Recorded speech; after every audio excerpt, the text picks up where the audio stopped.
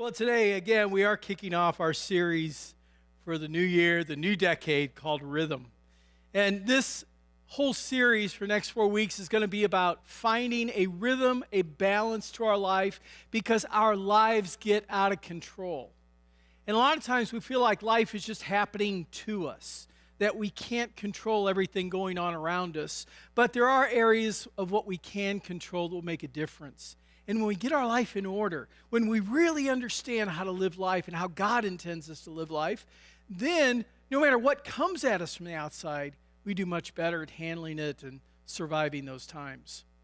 One of my favorite verses on this whole topic is from Eugene Peterson's translation we refer to as the Message Bible. And in Matthew 11, he translates Jesus' words in a way that I think are just perfect for this generation. Listen to this or read along. Are you tired? Worn out? Burned out on religion? Let me just stop there. Religion will burn you out. Religion is our attempt to somehow impress God by our actions or what we do, how we live. And you'll never be good enough. You'll never be religious enough to approach God. So that's why Jesus came. Instead, we live by grace. Look at this. Jesus says, come to me, get away with me, and I'll recover your life, or you'll recover your life. I'll show you how to take a real rest. Walk with me and work with me. Watch how I do it. Learn the unforced rhythms of grace. You know, you could just stop and meditate on that statement right there for a long time. The unforced rhythms of grace. I won't lay anything heavy or ill-fitting on you.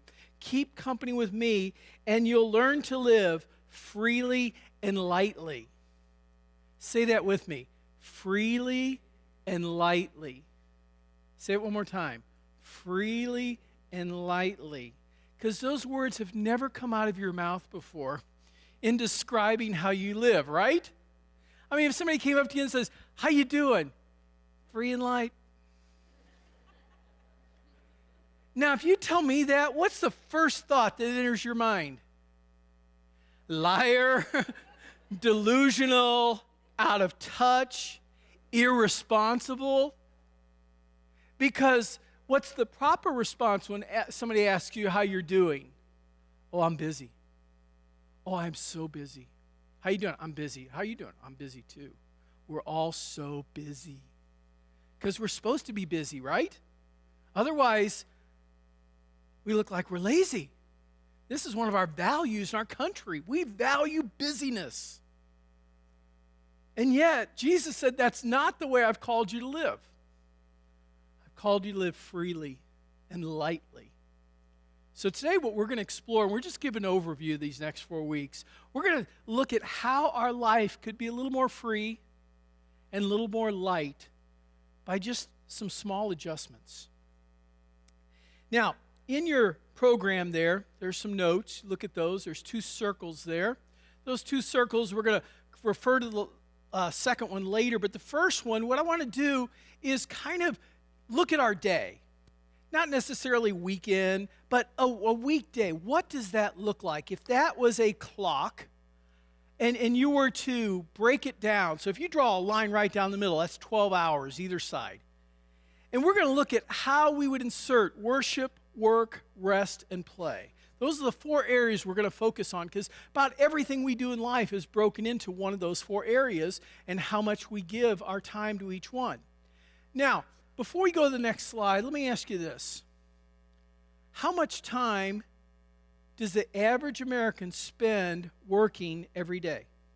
What would go under work? Give me some ideas. 9 hours, 10 hours. Somebody said 13. The average, if you look at the next slide, 14 hours a day. You go, wow, that's a lot of overtime. No, that's time to get up in the morning, get dressed, commute to work all day, commute home, come in, and then we just lay down and do nothing, right? We don't have to prepare dinner, clean up the dishes, go shopping, pay bills, help kids with homework. Make appointments, do all laundry, All those kind of things are still there. So that's all part of work. So are you believing now 14 hours? It seems accurate, doesn't it?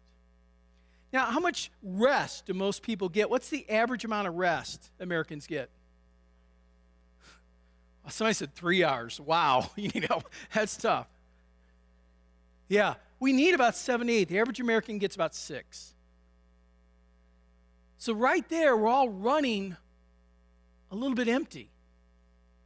We're going to talk about the impact of rest on us a little bit. Play. How much time for play? Nobody wants to suggest. Everybody goes dead silent. Play? What's that? We don't play.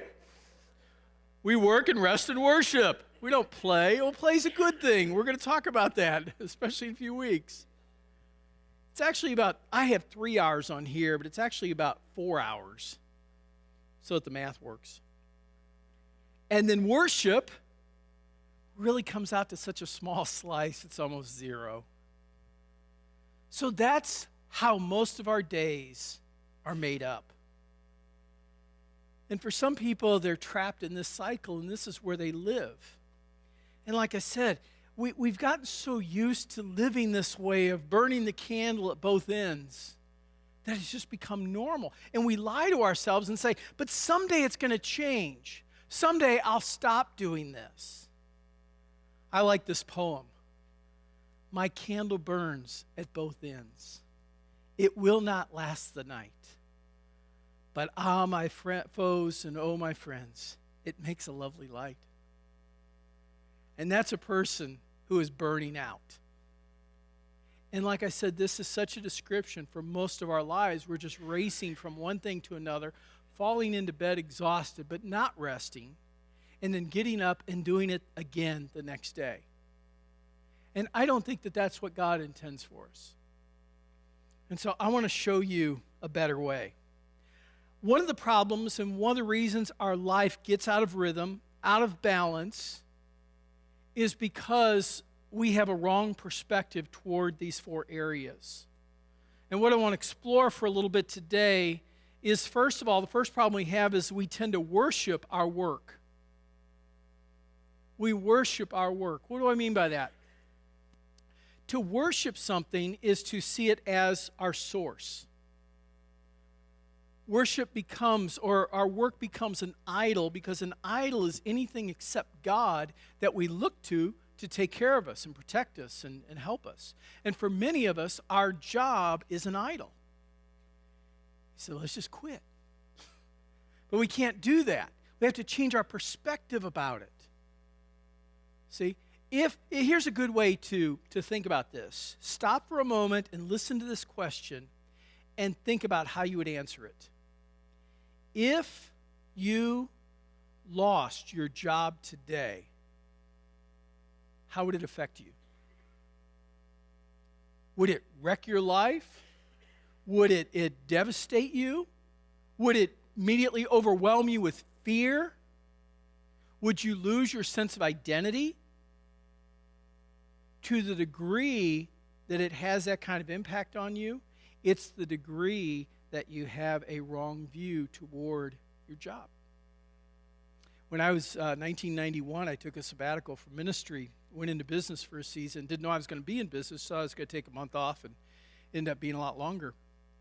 It was a great season of my life, but Clayton, who was about, I think, 10 or 11 at the time, probably, he had known me as nothing but a pastor my whole life, and I'd always been in churches. And he came up to me one day after I told him, I was going to be leaving ministry for a season. He said, "What are people going to call you?" It was this big question, because he went to a Christian school we had at the church and everything. He goes, "What are people going to call you? I mean, you've always been Pastor Tony, I go, "Yeah, I'd probably just be Tony. It'd be all right." But we get so much of our identity and our security from our jobs. And the problem is when we put that much emphasis on our job instead of God, it really messes with us because we begin to live for that job because it's our job that takes care of us. It provides for this family. So yes, I have to work these long hours. And yes, this is difficult. And yes, it's challenging, but that's just the way it is. It doesn't have to be. It's not that you need to change jobs, because you'll just carry that same perspective with you to the next job. What you have to do is change your perspective toward work. That I'm here to work for the glory of God. And if God's done with me here, He'll provide something else for me, because God is my source. And some of you just have to tell yourself that again and again and again. Now, we're going to look during this series a lot at the book of Ecclesiastes. Ecclesiastes is a weird book. How many have read it? How many think it's a little weird? There are times when you're reading Ecclesiastes, you go, that doesn't sound biblical. And it's in the Bible. You know, like Solomon says, money is the answer to every problem. And I go, I've been tempted to believe that, but I'm not sure I should. So what's going on here? Well, Solomon was a king that had everything. He had unlimited wealth and unlimited power. And that's always a good thing for somebody, right? That keeps you stable. Well, it didn't. But what it allowed him to do was to pursue all of these things as far as he wanted. He could build monuments, he could build cities, he could have success and wealth and excess and everything. In pleasure and in sexual pleasure, everything he did was to an extreme. And the reason why his writing is in the Bible, so that we don't have to head down that road, because we see he's already been down there to the end, and there's nothing there. It's a dead end. And so when Solomon tells us these things, and many of the things he says, we look at it, we see here's a man who was really not in step with God, but we get to see this portion of his life, and we get to learn from it. So it's kind of a cautionary tale. But he does say some things that are incredible truth. And he talks about work in Ecclesiastes 2:23, and he says, speaking about man, he says, all of his days his work is pain and grief. Even at night his mind does not rest. This too is meaningless. So how he's describing this person is their job, they're consumed by it. Their work is all they think about 24 hours a day. And Solomon says, at the end of life, it won't do you any good. You'll have got to the finish line and not had any fulfillment. You've just completed a job. You've just survived. And God wants us to do more than just survive. He's called us to thrive in this life. I was reading this week, and I thought this was so interesting. In Mark chapter 3, verse 7, it says, Jesus went off with his disciples to the sea to get away. I think that's a good thing. Let's all go to the sea. It's not a sea nearby, but I think we could keep going. We could hit one. It'd be fun, you know. Now, what I find interesting about this is only 3 chapters into Mark. And it says Jesus went to the sea with his disciples to get away. What was he getting away from? People, yeah. He was getting away from people. Now, keep in mind, this is Jesus. And Jesus was overwhelmed because of people. And what he needed to do was get away. Now, what he was doing was great stuff. He was preaching the gospel of the kingdom. He was healing the sick. He was casting out demons. He was raising the dead. He was feeding multitudes. Those are all wonderful things. But yet Jesus knew he had to step away from them so that he could fill his tank, so that he could be with God, so he could rest. Because he knew that if he didn't stay in balance, he didn't keep those rhythms in his life, he would burn out. So Jesus took time to get away. So when I encourage you, man, you need to get some rest. You know, don't try to be better than Jesus. Just do it. Just say, yeah, you're right. I need the rest. We can't go forever. Problem number 2, we work at our play.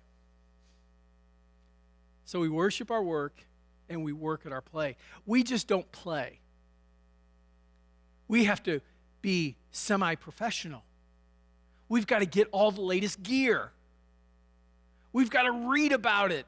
We got to take lessons. We got to get better at this. I always pick on runners about this point, because there's several magazines out there on running, which I think is hilarious. What is a magazine on running about? Run faster. I mean, what are they going to tell you in these articles? You can tell I'm not a runner. I think it's just to sell you stuff to somehow make you faster. Maybe that's it. Or golfers. I used to play golf. And, every now and then I'd go out with somebody, and this guy's, weekend warrior out there, and he's hitting the ball and slicing or shaking it, going all over the place. And he would get so mad. And he'd bought this $300 driver because it's going to give him an extra 10 yards because it did for that pro on TV. And he hits it, and it goes off the side, and he breaks the driver and throws it down. And, you think, dude, we're out here. It's a beautiful day. Look at the scenery. You're not having to work. This is wonderful. But he misses the whole thing because he can't be good. He can't be good enough.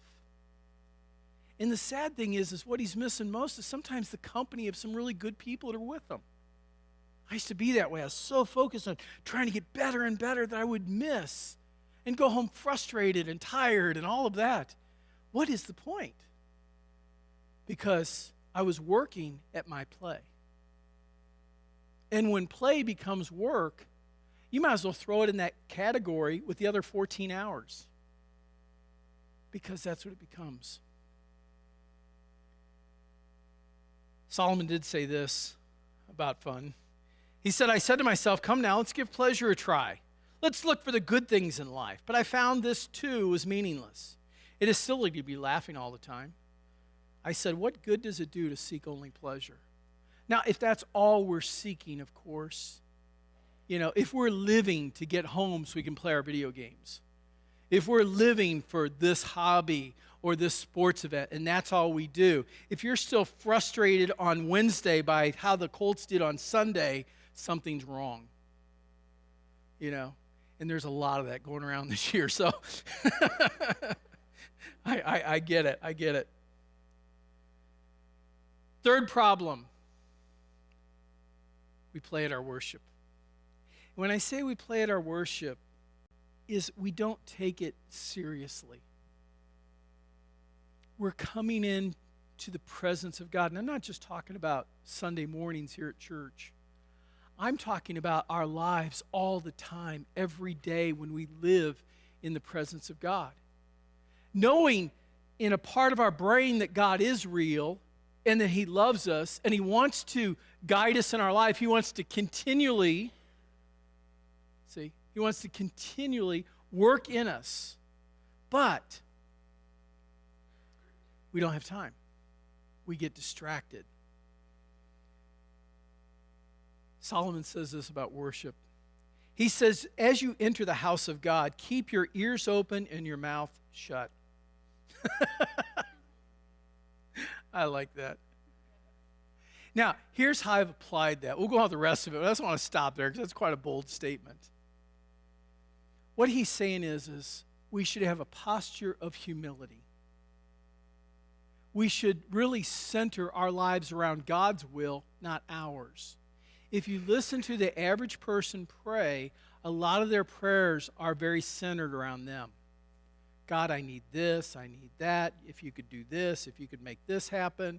And when you get done, if you could just bless me on top of that, thanks, you can go now. And we don't pray that way, of course. But if you listen, that's how a lot of prayer goes. Over the last several years, God's been teaching me something that now that I've done it enough, it's really inculcated in my life. It's part of my personality. And when I pray for someone, I never pray right away. I always stop for a moment and think, God, what's on your heart to do for them? Now, isn't that a unique thought? To ask God what He wants to do before I tell Him what to do in prayer? Isn't that a novel thought? Yet we tend to, God, you've got to do this. And I know there are times that in desperation we do just cry out to God and we just pour our heart out. I get that, and I've prayed that way. But the prayers that are most effective, especially when I pray for a situation or someone else, is to pause and say, God, what's on your heart for this person right now? And suddenly a flash, a thought will come to my mind. And I'll begin to pray that. Now here's the incredible thing. When that thought comes into my mind, guess what comes with it? Faith. Why? Because God put it on my mind. Hey, this is what I want to do. This is what I want to release through your prayer. I pray with a whole lot more faith and confidence, and more miraculous stuff happens when I pray that way than if I try to come up with what I think is the ideal thing God should do. Do you get that? And like I said, it just takes a moment. I'm not talking about waiting 30 minutes, or something. It's just taking a moment to say, God, what do you want to do? And then sometimes I won't know.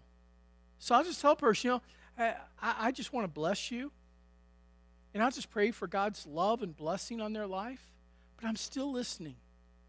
And many times God will just breathe, this is what I want to do. Listening to that has made a huge difference. So let's go on with this verse. So as you enter the house of God, keep your ears open and your mouth shut. Don't be a fool who doesn't realize that mindless offerings to God are evil. God hates religion. He hates routine. He'd rather you come in and say, God, I've got nothing. I'm empty. I need to receive from you before I can even give back to you. I've got nothing inside. I've done that a lot. So I got nothing to offer you, God, except my life. So would you fill me? David said everything we give to God first came from him. And I'll start then with gratitude, and he'll remind me of all the wonderful things he's done for me. And then my faith starts to build. And then I'll remember how wonderful he is. And I've learned things over the years that have helped me so much. Like one of the things I'll do is whenever I'm worshiping God, we're thankful for what God has done. That's gratitude. That's thanksgiving. But then worship or praise is acknowledging his character, who he is. So there are times, and I've done crazy things like this, just things that will help. I will literally go through the alphabet and just with words, with a word for every letter of the alphabet that is something about the character of God. God, you're able. God, you're beyond my ability to comprehend. God, you're so caring. God, you're determined to work in my life. I'm doing this off the cuff here. Every time I go through that, I never get more than a few letters in until God kind of takes over and begins to reveal to me thoughts I hadn't had about his nature and character. And it becomes a revelation. God says, if you'll open yourself, Tony, I'll reveal myself more and more to you. If you're down, that'll make you happy. It's little things like this, that these adjustments and this sincerity that we take before God is more pleasing to him than all the ritualistic stuff we do. He says, and don't make rash promises to God, for he's in heaven and you're on the earth, so let your words be few. In other words, you don't need to brag and boast. You don't need to tell God how you're going to love him and serve him and how you're going to change the world. It's best to just say, God, I know you love me. You've given me a job I'm going to go to today. You've given me a wonderful family. And I thank you that you're going to bless me as I follow you. And he does. Finally, number 4, we don't rest. We really don't. We take this way too lightly. We'll talk about this and Sabbaths and so on in a few weeks. But rest is so important for us. I used to get migraines. And I haven't had a migraine in about 10 years because I've learned how to control the ones that I got. And they were always a combination. I could always tell when one was coming on because it was a combination of 3 things. Stress, bad eating, and lack of sleep. And when I had that going for a few days, it was like I just started to have this perfect storm come at me. And I've learned the value of rest. Rest is so important for us. There was a DJ many years ago, in New York City that wanted to raise money for the March of Dimes. So what he decided to do was set at a table in the middle of Times Square and stay awake and broadcast for 200 hours. Yeah, with what we know today, nobody would let him do that, But they let this go on. He made it for like 5 days. And 100 hours in, he started hallucinating. He seen things that weren't there. 120 hours in, he became delusional. He couldn't put his thoughts together. At 150 hours, he was so paranoid that the doctors that were there to help them, he thought that they were plotting to kill him.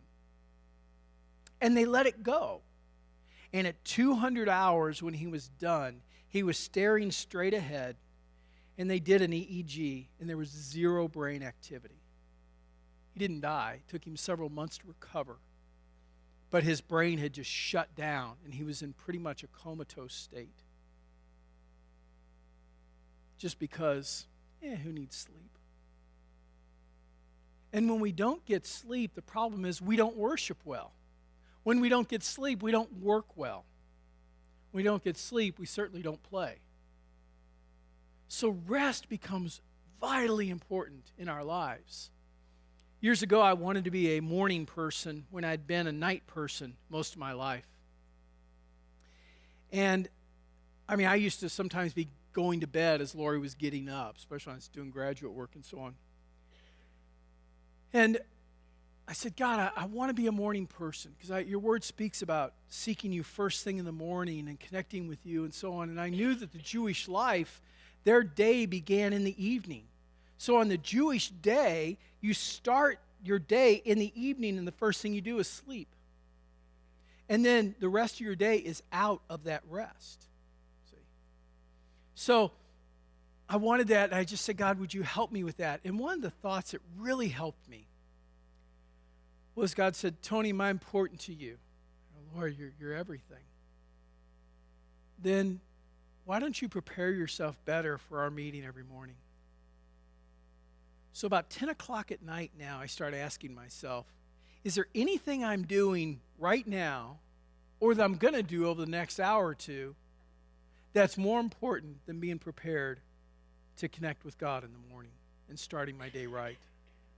And very seldom is there. No matter what's on TV or what I'm doing, I've learned to just lay that aside and set time with God in the morning as the most important meeting of my day. And that's what I live and do everything out of. Now, the Bible gives us guidance in all these areas. And there in your program, down at the bottom, are some scriptures that relate to each of these areas. I want to encourage you this week to just take time to meditate on each of those. And to meditate on it just simply means to read it. Maybe read it from a couple translations. If you have YouVersion, you can use multiple translations there. I use the Passion Translation a lot, NIV, Amplified, Message Bible. All of these are good translations to be able to just see it from a fresh perspective. And if you'll do that this week, I believe what God begins to do is he begins to change things. But I want to start with today and just close with this challenge. In that second circle of your life, what would you like to adjust? How would you adjust your time spent? What would it look like to maybe change the rest? What would you have to take away from? What would it mean to add more for worship? Now, sometimes you say, well, I just don't have time. It's impossible with my schedule. But maybe during that commute every morning when you're going to work, you just say, God, I'm going to give you that time. I'm going to pray and worship you and put on some worship music and just connect with you. And on my way home, see, what you'll find is listening to worship music, worshiping God on your way to work will prepare you for whatever you're going to face at work. Doing it on the way home will prepare you for whatever you face when you walk in the door. And they're literally both. And if you're a homemaker, sorry, you don't get any time off. If you're a homemaker, then you do what a lot of moms do. Dad comes in, line up. Dad's going to spank you all. I'm going to go take a nap. And that's how you get by. But just little adjustments like that. And I believe what God can do is he can inspire you to make these small adjustments to kind of create a rhythm and a balance in your life that'll make all the difference.